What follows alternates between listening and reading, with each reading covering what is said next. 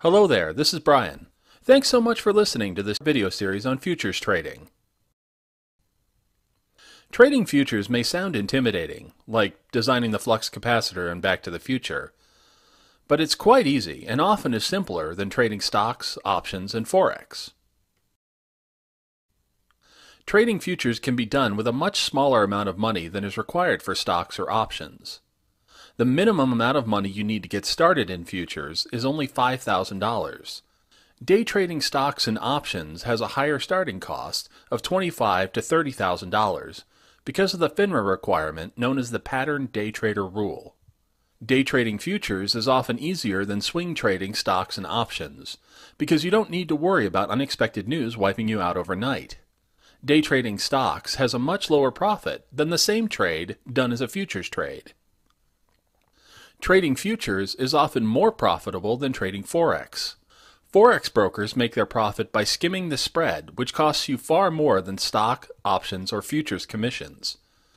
So what are futures contracts? If you buy a futures contract, you're agreeing to buy something from a seller for future delivery at a specific price, which can be based on or derived from something else, like stocks, bonds, commodities, indexes, and more.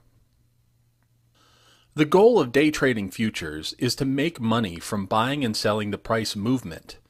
You don't have to deliver or receive the actual underlying asset, just trade the electronic contract. One important rule of day trading futures is never hold a contract overnight.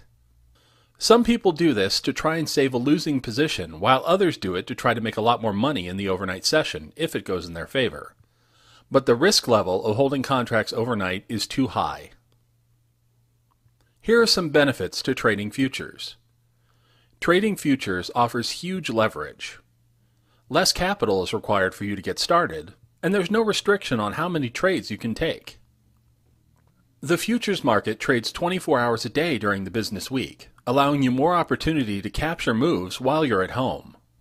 Day trading futures allows you to make money on both sides of the trade by going long and selling short with equal ease.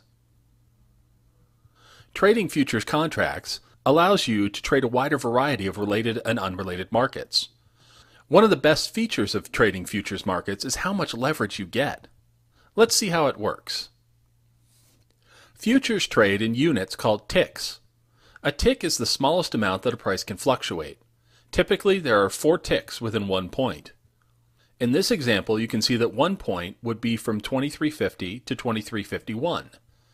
Each tick within a point equals a quarter. Therefore, 1 tick would be from 2350 to 2350.25. In futures contracts, a full whole number change is often called a handle rather than a point. If you make 2 points on a trade, then you would say that you made 2 handles on the trade. Futures contracts are sometimes traded in full-size contracts and mini-size contracts. Mini-size contracts are typically only traded electronically, and thus are often called E-mini for electronic mini-size. Full-size contracts are usually traded in a trading pit by people. The S&P 500 full-size contract is labeled SP, while the mini-size contract is ES. ES trades at 1/5 the leverage of SP. Some futures contracts have the same leverage for both the pit-traded contract and the electronic contract, such as the very popular 10-year U.S. Treasury bond futures contracts. You should only trade the pit contract if you need to make large-size trades. The electronic contract will give you a faster fill at a better price in most cases. Take a closer look at these examples. If we were trading one S&P 500 E-mini contract, symbol ES, 1 tick equals $12.50.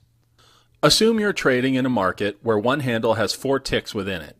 So $12.50 times 4 equals $50.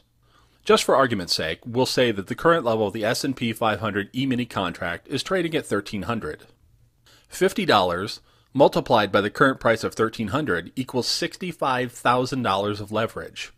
If the current requirement to buy or sell one contract is $5,000, then your money is leveraged up to $65,000 per contract.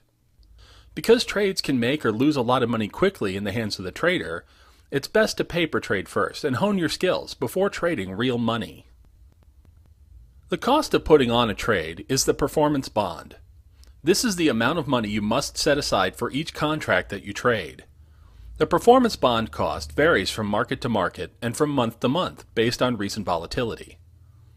A performance bond is also called margin by traders, which is different than a stock margin account because you don't pay interest and you're not borrowing money. It's more like a security deposit. There are two types of minimum costs for performance bonds: an initial performance bond requirement and a maintenance requirement. The initial performance bond requirement is the minimum amount of money you need to start trading. The maintenance bond minimum is the least amount of equity necessary to keep the trade open. If you fall below the maintenance requirement, then your broker will liquidate your position. For example, if the initial margin requirement is $4,000 and the maintenance requirement is $3,000, and if your account lost more than $1,000 during the trade, then you must close the trade, or your broker will do it for you. These are some of the most actively traded futures. The S&P 500 E-mini contract, symbol ES. The mini Dow Jones Index, symbol YM. The NASDAQ 100 E-mini contract, symbol NQ.